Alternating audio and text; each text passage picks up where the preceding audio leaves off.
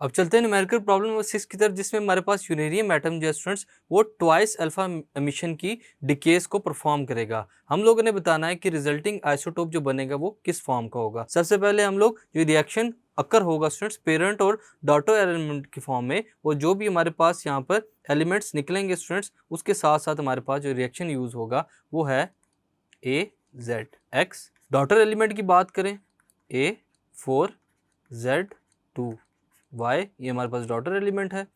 Isotopes जब हमारे पास किस फॉर्म में होंगे स्टूडेंट्स, जब पेरेंट से डॉटर एलिमेंट में कन्वर्ट होगा तो वहाँ पर जो प्रोटॉन नंबर है और इसके अलावा इलेक्ट्रॉन नंबर है उस पर असर पड़ेगा।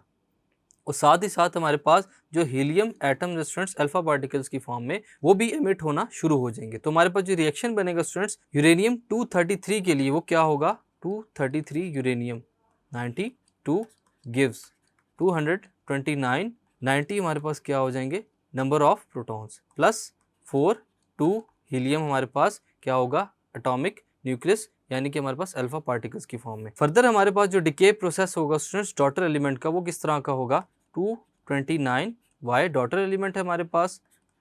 फर्दर हमारे पास इसका जो रिएक्शन बनेगा वो क्या होगा 225, मजीद हमारे पास डिके होने के बाद जो एलिमेंट्स बचेगा वो क्या होगा 225 और 88 हमारे पास डॉटर एलिमेंट्स के प्रोटॉन नंबर और मास नंबर आ जाएगा, प्लस 4 2 हीलियम हमारे पास जो कि अल्फा एमिशन की फॉर्म में होगा वो भी अकर होगा लास्ट डिके प्रोसेस के अंदर।